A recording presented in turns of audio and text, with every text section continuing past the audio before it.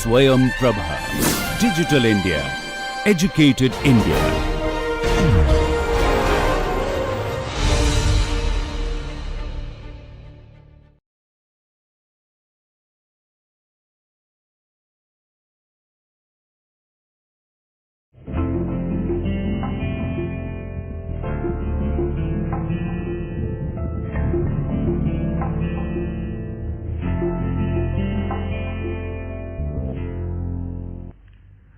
So far we have discussed gears with reference to a pair of gears. But very often the input and the output shaft are connected by more number of gears. And such a combination of gears to connect the input to the output shaft is called a gear train.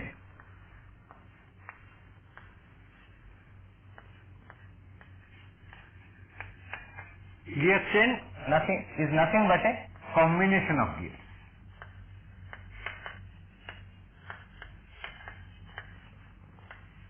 Which are used to connect the input shaft to the output shaft. Now a gear train may consist of all types of gears like spar. The same gear train may consist of a few spar gears, few helical gears, bevel gears, like that. So a combination of gears which is used to connect the input to the output shaft called a gear train, and a gear train may consist of all types of gears or maybe only one type of gear. Now, unless otherwise specified, we will always assume that all gears in a train have same module. There are exceptional gear trains where all gears do not have the same module, but in general all gears in a gear train will be assumed to have the same module. Which means if two gears say 1 and 2 are in engagement, then their speed ratio will be given by the inverse ratio of their number of teeth. This is the angular speed of gear 1 and gear 2, and these are the number of teeth on gear 2 and gear 1. It is an inverse ratio. As we know, if this is external gearing, then omega 1 by omega 2 will have a negative sign, and if it is internal gearing, then omega 1 by omega 2 will have a positive sign. That we have to keep track of. Now the question is, why do we need more number of gears to connect a particular input shaft to the output shaft? There may be various reasons for that. For example, the orientation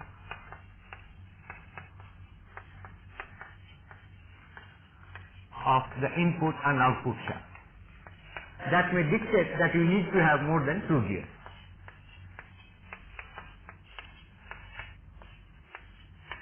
Orientation and placement, the spatial location. Orientation and spatial location.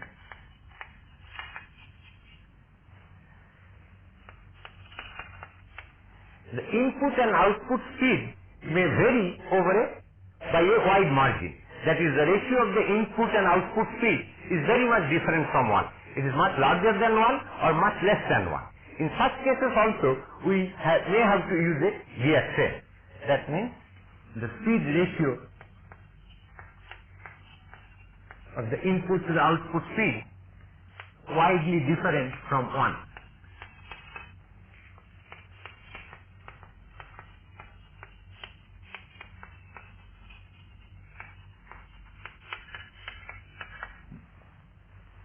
If the speed ratio is say 60, then we cannot get by using only a pair of gears to connect the input and output shaft to create a speed ratio of 1 by 60 or 60.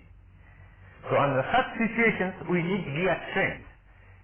In this lecture we will do this analysis of gear trains.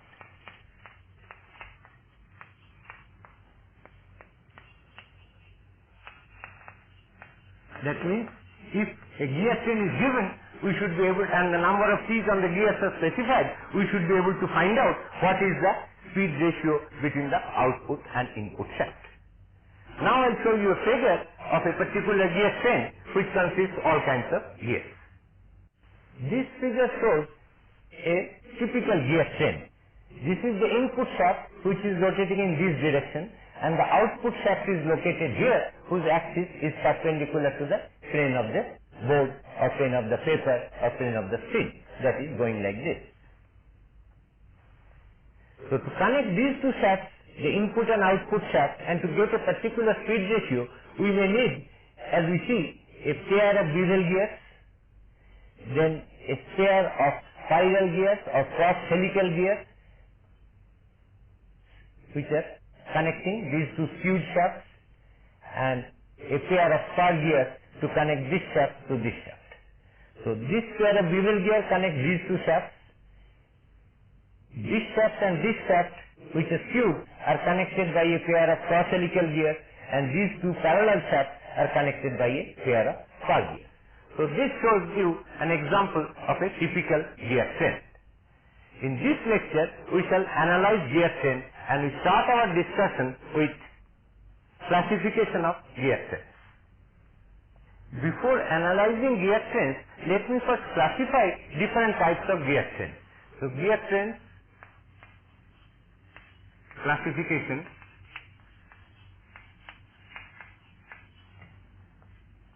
Gear trains are normally classified under three headings, namely simple, compound,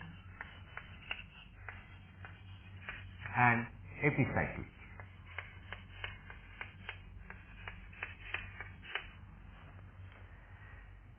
These are the three normal forms of gear train: simple, compound, and epicyclic.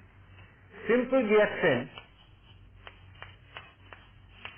is that gear train where on each shaft there is only one gear. There is the input shaft, there is the output shaft, and there may be several or one intermediate shaft connecting the input to the output shaft, but on each shaft there is only one gear. So simple gear train has one gear on each shaft. For example, suppose this is one gear,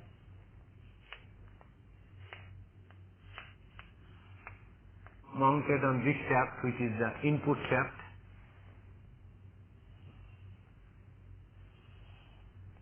This is connected to another gear which is on another shaft, and that gear is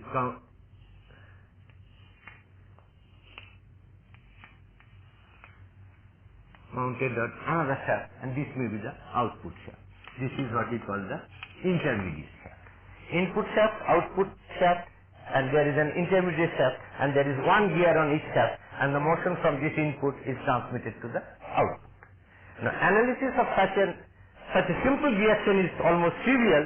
As we see here, these are all external gearing, and the number of teeth is say N1 on this gear, N2 on this gear, and N3 on this gear. So omega 1 by omega 2, as I said, will be minus N2 by N1, because it is external gearing and it is inversely proportional to the number of teeth. Similarly, angular speed of the intermediate shaft to the output shaft,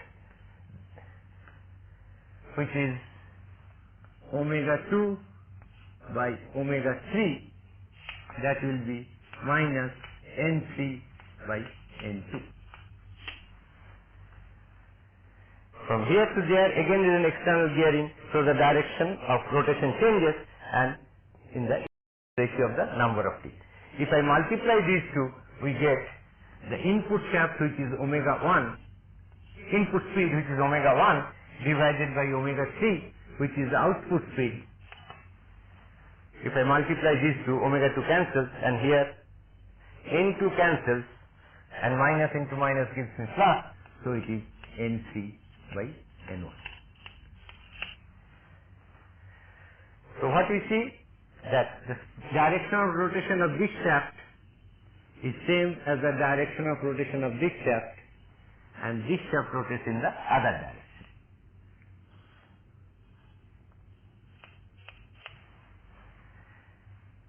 And the input speed by output speed is N3 by N1, so we can get the reverse if I want output speed by input.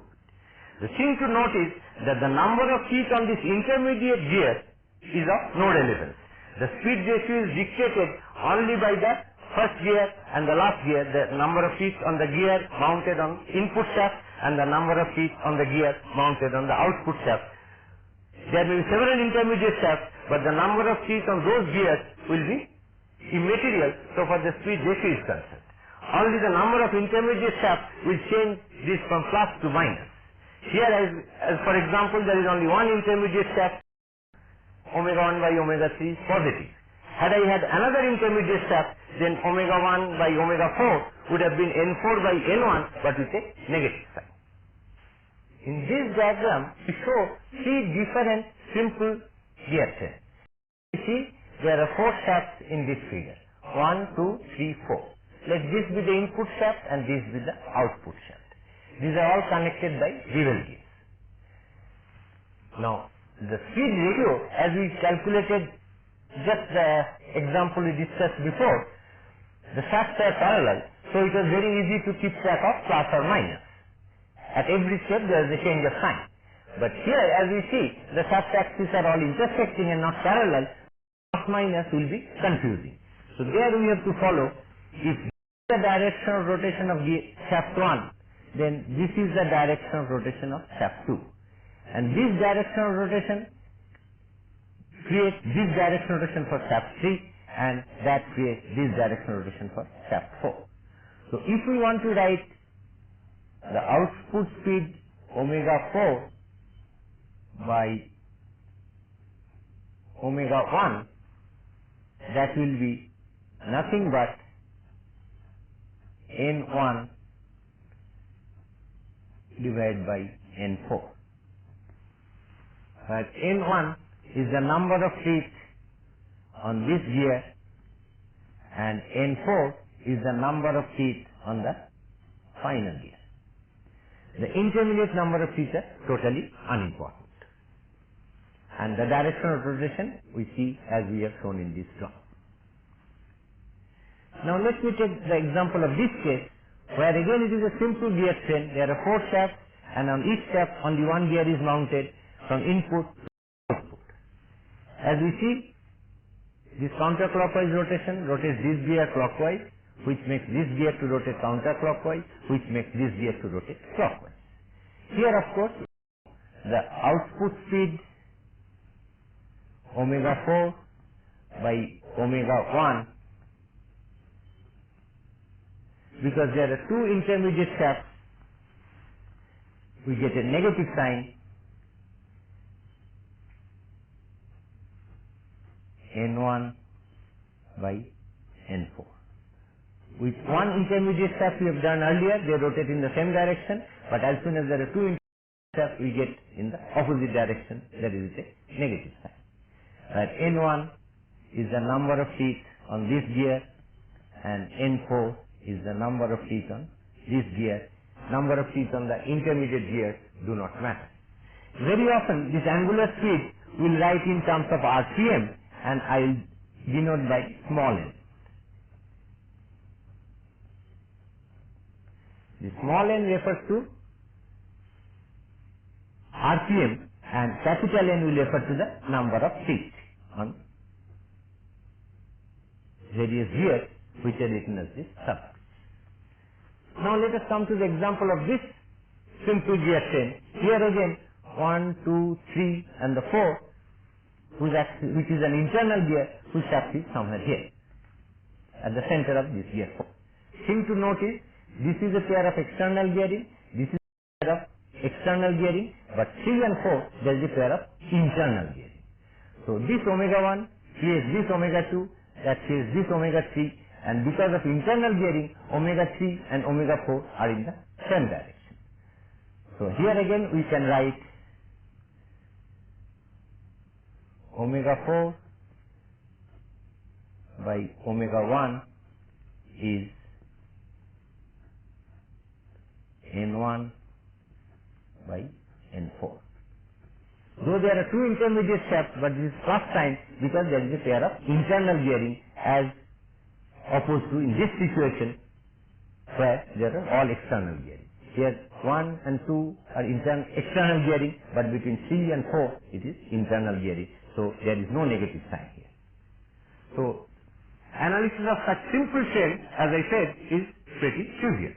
Now let me discuss how to analyze compound reaction and what is a compound reaction. Let me now discuss what we mean by a compound reaction.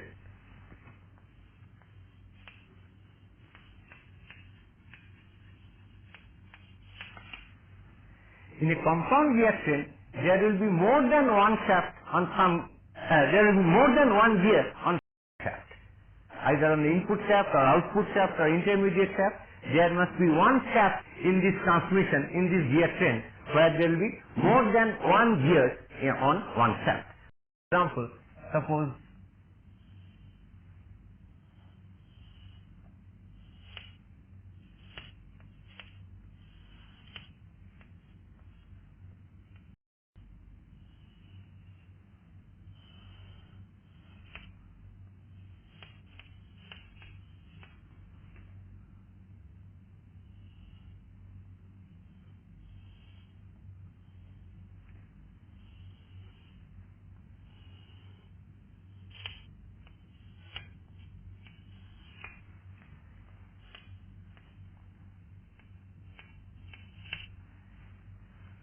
this is the input shaft, this is the output shaft, and this is one intermediate shaft.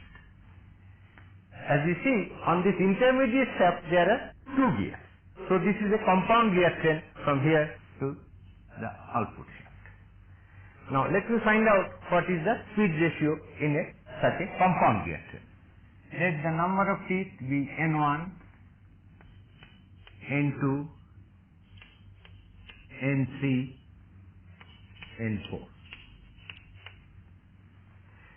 Because number 1, 2, 3, 4. Because gear 2 and 3 are both to the intermediate shaft, their speed will be same. That is the speed of this shaft. So we can find omega 2 by omega 1, because it is external gearing, it is minus N1 by N2. And omega 3 is same as omega 2 because they are mounted on the same shaft. So omega 3 is omega 2. And again omega 3 by omega 4 will be minus N4 by Nc, because this is again a pair of external gearing. So if I now multiply these two, what I find, if I omega 3 by omega 4 and 4 by Nc, and this is omega 2 by omega 1, so I have to divide. So if I divide this by this, omega 2 being same as omega 3, that will cancel. So we get omega 4 by omega 1. I am dividing this by this. So omega 4 by omega 3, that becomes this, and N1 by N2 into N3 by N4. The minus minus cancels. I am dividing this by this. So N1 by N2 into N3 by N4. So this is the output speed to the input speed. The thing to note is that now the speed ratio from the output to the input or input to the output is decided by the number of teeth on all the gears. Intermediate number of teeth becomes relevant. For a simple reaction it was depending only on N1 and N4, but for such a compound reaction they are dependent on all the numbers of teeth on all the gears. Very often such two gears are made out of one rigid body. The gear teeth are machined on a same rigid body, the gear blank, teeth are cut here and teeth are cut there, such that this becomes one rigid body, which again ensures omega 3 equal to omega 2. So this is how we analyze a compound gear strain. This figure shows again a compound gear strain. As we see on these two shafts there are more than one gear. There are two gears, one here and one there. So this gear is connected to this gear, and on the same shaft there is this gear which connects to this gear, and on the same shaft there is another gear which is connected to this gear. So from here to here the speed rotation is being transmitted through these two intermediate shafts. So this is a compound gear strain. So if we say the number of teeth on this gear is N1, number of teeth on this gear is N2, number of teeth on this gear is N3, the number of teeth on this gear which is connected to 3 is N4, and this gear is N5, and on this gear, final gear, is N6. So as we see, omega 4 and omega 1 are in opposite direction. That can be seen very clearly from here to there. Then this rotates clockwise, so this rotates anti-clockwise, so this rotates clockwise. Now here what I can write, omega 1 by omega 2 is minus N2 by N1. Now omega 3 is same as omega 2, and omega 3 which is same as omega 2, I can write omega 2 by omega 4 is minus N4 by N3. Omega 2 is same as omega 3. This omega 3, let us not be confused with this. I will remove this. This is 6. In 6 I will write omega 6. This is the 6th gear. So omega 2 is same as omega 3, and then I get omega 4. And omega 4 is same as omega 5, that is the speed of this gear. So we can write omega 5, which is same as omega 4, divided by omega 6 is same as, this I write omega 6. This I write omega 4, which is same as omega 5, and this is omega 2, which is same as omega 3, and this is same as omega 5. So omega 4 by omega 6 is minus N6 by N5. Is actually omega 5 by omega 6 is minus N6 by N5, and omega 5 is same as omega 4, so I write this.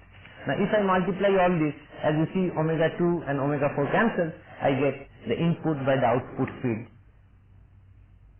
omega 1 by omega 6, minus minus minus gives me minus, and here I have N2, N4, N6 divided by N1, N3, N5. So input speed by output speed, negative sign implies they are in opposite direction, and they are governed by the number of teeth on all of these gears in this compound gear. Next we shall discuss the most difficult one, where such visualization of rotation of various gears will not be possible, and that is what we call epicyclic gear. In the simple and compound gear trains that we have discussed so far, we saw that all the gear axes or the shafts on which the gears are mounted were fixed in space. That means the gear axis of all the gears were fixed in space. They are not moving in space, both in simple and compound gears. Whereas in epicyclic gear train,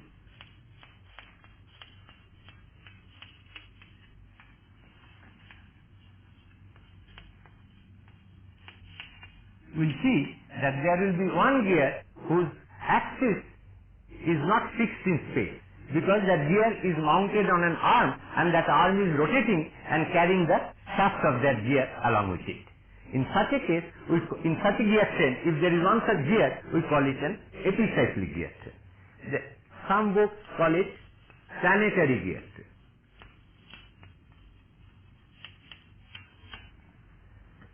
To show you, suppose I have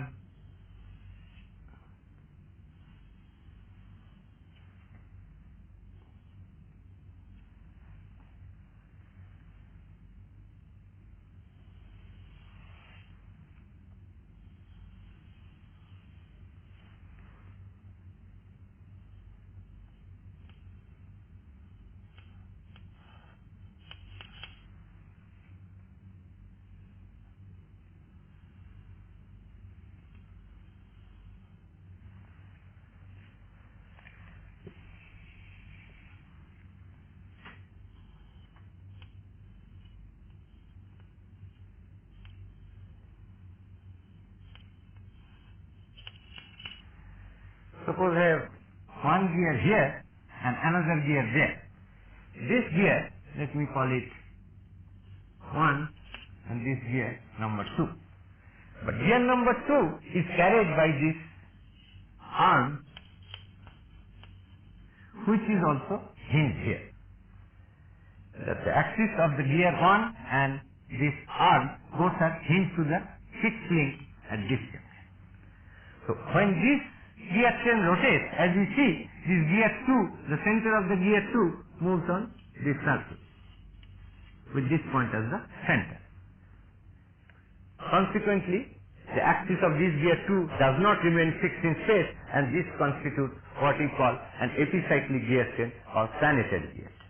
In fact, this we call the sun gear around which the planet gear is moving. That's why the name planetary. Epicyclic because we know if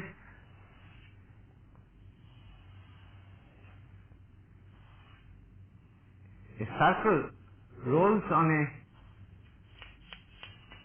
another circle, then any point on this rolling circle generates a curve which is called epicycle.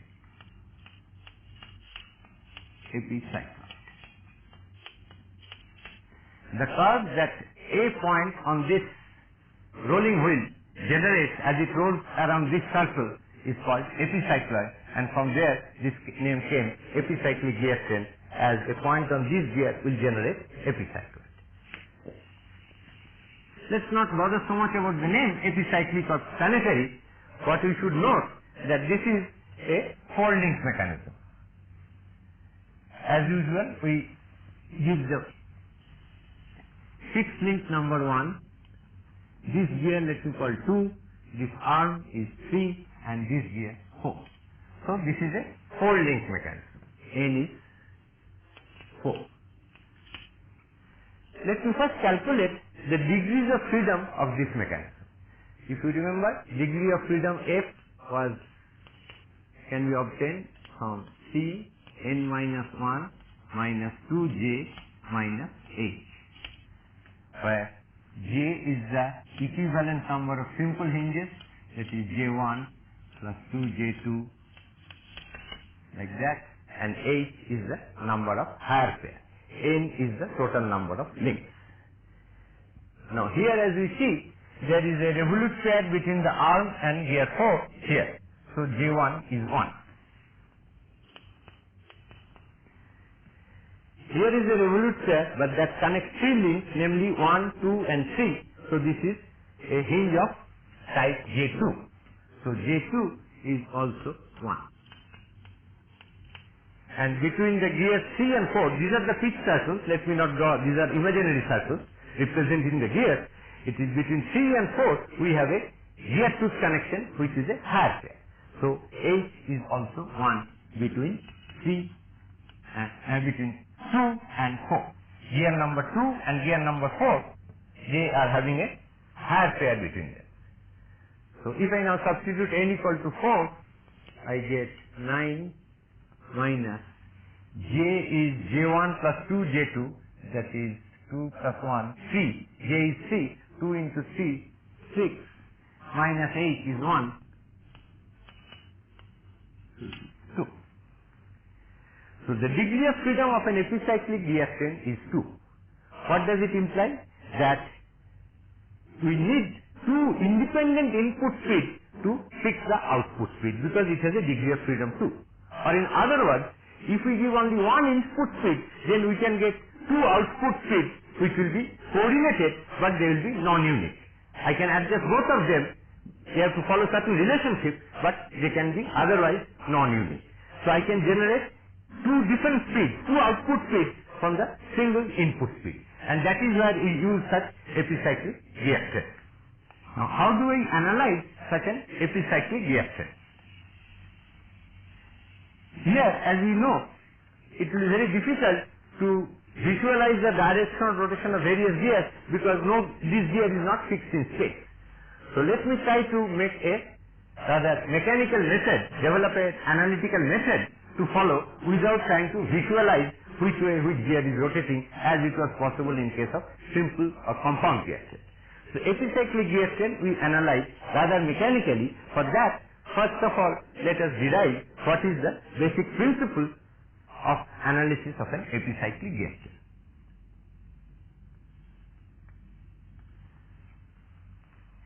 Towards that,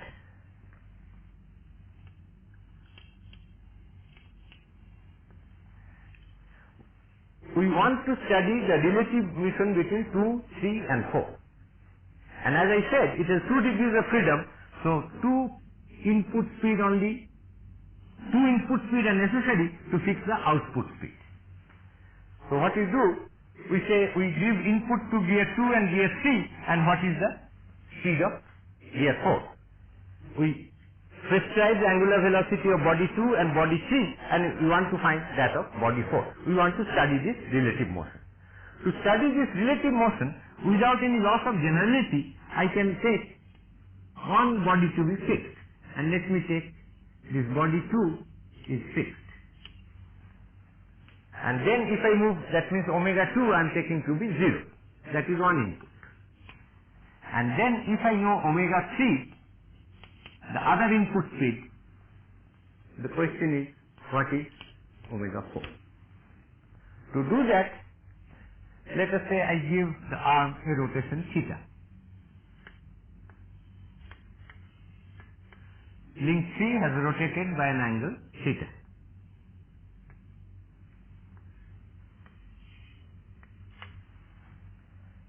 The center of this gear has come here and this gear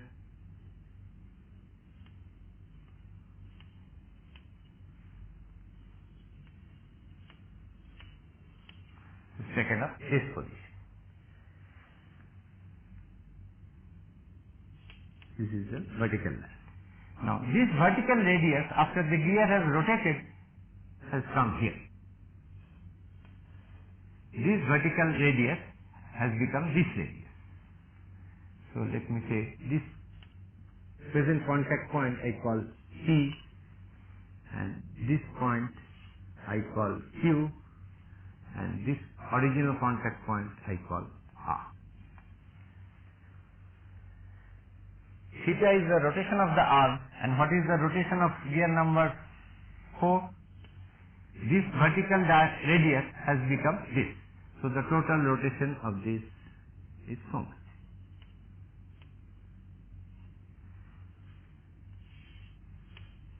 Phi is the rotation of body 4, theta is the rotation of body 3 and body 2 is held fixed. Because these are fixed circles, that means one rolls over the other without slip. That means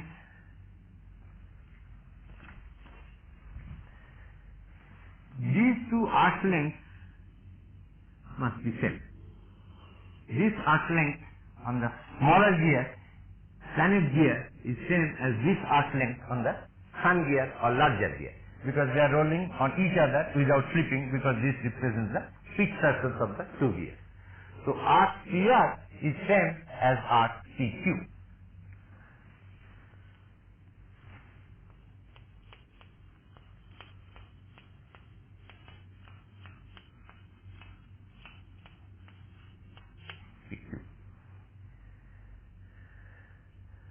which means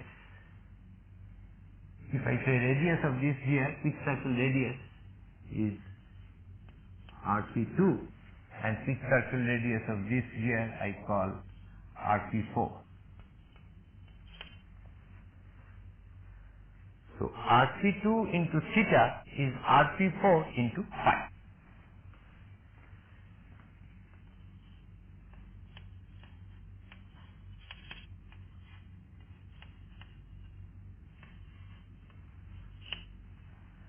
Phi minus theta. Sorry. This angle is theta. If this angle is theta, the arm makes an angle theta with the vertical line. So, with this vertical line, the arm makes an angle theta. So, this angle is phi minus theta. Phi is the total rotation of gear 4 and theta is this angle. So, this angle is phi minus theta. So, this arc length PR is RP2 into RP4 into phi minus theta.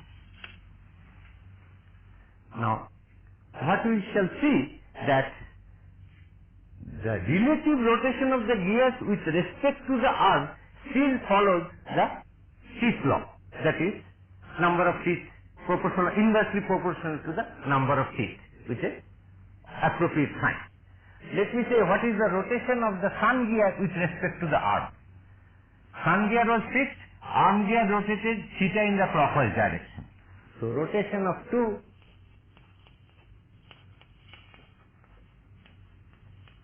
with respect to arm is theta but in the counterclockwise direction. Rotation of arm with respect to 2 which was fixed is theta in the clockwise direction. So, rotation of 2 with respect to arm is the opposite of that, theta in the counterclockwise direction. And what is rotation of 4 with respect to the arm?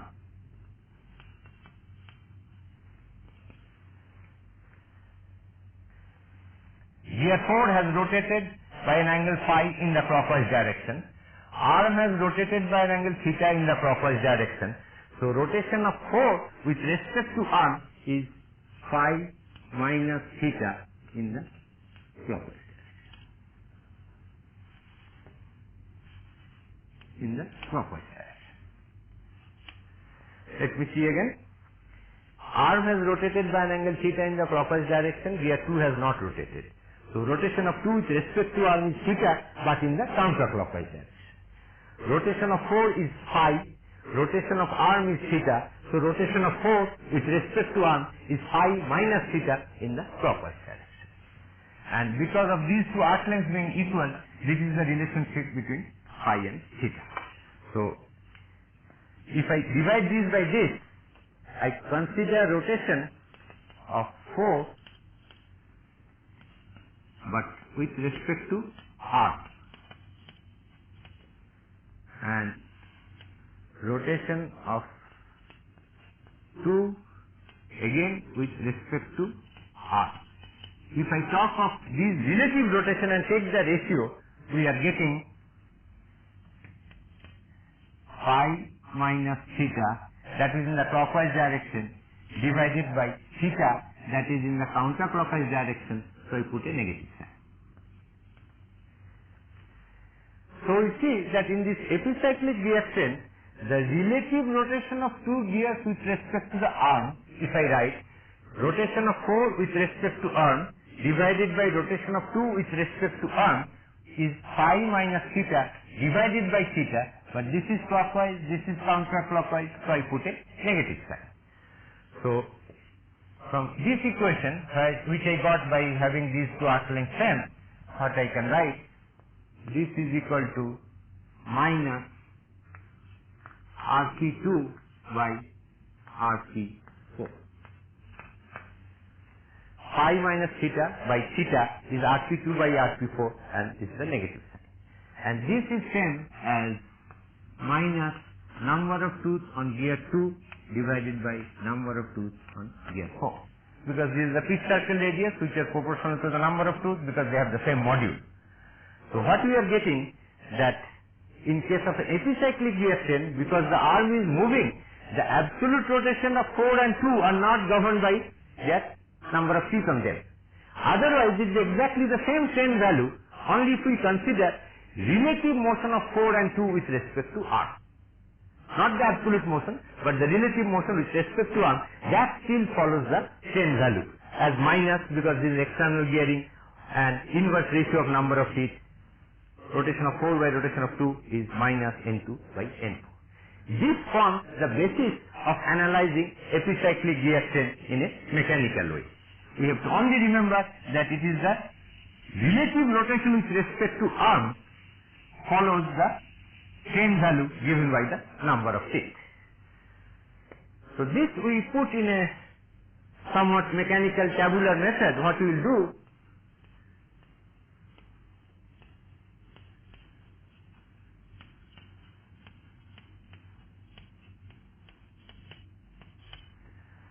we first lock all the elements of a planetary gear train to the arm. All the elements are locked to the arm. That means the whole thing becomes one rigid body, and we write condition, all elements, all the gears locked to the arm, which means the whole train becomes one rigid body, and then give arm some y revolution. Then gears, all gears 2 and 4, because they are locked to the arm, under this condition, if I give arm y revolution, I will get y revolution to all the gears. And second condition I consider is lock the arm. That don't allow the arm to move. That means arm, these are revolutions of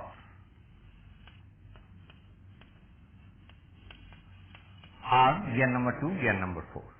Lock the arm, that means arm is not given any revolution, and give any x revolution to any of the gears.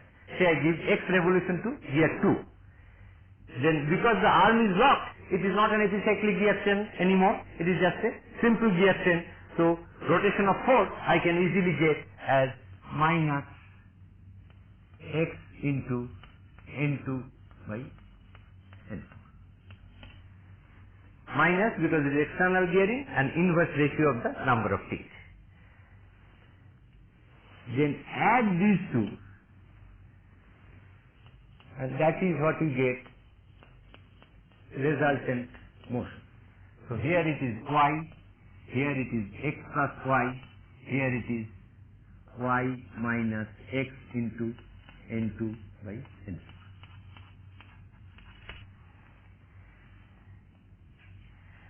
Now as I said, it is a 2-degree freedom mechanism. To all the speeds can be, output speeds can be determined only if you give me 2 definite inputs. That means 2 of these speeds must be known, then only I can determine the third. So I get 2 equations by equating the given speed, and I can determine x and y, and once I know x and y, I know the speeds of all the elements because they are all expressed in terms of x and y. Of course the number of teeth are given. This is the method that we shall follow, and I shall solve few examples to show how to use this tabular method for analyzing epicyclic gear train. So let me now conclude today's lecture. What we have learnt is simple, compound and epicyclic gear trains. To analyze such gear trains, we found that analysis of simple and compound gear trains are pretty trivial. Only thing one has to be a little careful about the direction of rotation if there is an external gearing or internal gearing, and there are several numbers of intermediate shafts. But when we come to epicyclic gear train, what we have noted that epicyclic gear train has 2 degrees of freedom. Degree of freedom is 2, which means 2 input speeds need to be specified to determine all other output speeds. Conversely, if there is only one input, then I can get 2 outputs which can be adjusted because they will have to follow one relation, but you cannot determine exactly what will be the output speed. That is the degree of freedom is 2, and which has lot of applications, as we will see later in our next lecture. To analyze this epicyclic reactance, the only thing to note is that it is the relative rotation of the gear with respect to arm is equal to what we call the strain value. That is, as we get normally by in a simple reaction or compound reaction using the number of sheets. So it is the relative rotation with respect to arm is given by the strain value, not the absolute rotation ratio of two gears. Which means if I write to say speed of gear 2 minus speed of arm, small n refers to the RPM, by N4 minus N arm, where 2 was the sun gear, 4 was the planet gear, and N arm refers to the speed of the arm. Then this is for external gearing was given by N4 by N2. And we shall use this for a tabular method, which I also explain that we talk of two conditions. First, we lock all the elements to the arm, then give arm a particular revolution, then lock the arm and give one of the gears some other revolution and calculate what are the revolutions of all the elements. Then add these two, we get equations in terms of two unknowns, and two input speed specified will be able to solve for those two unknowns, and all other speeds are expressed in terms of those unknowns, so we should be able to determine those. This we shall see in our next lecture as examples, through examples.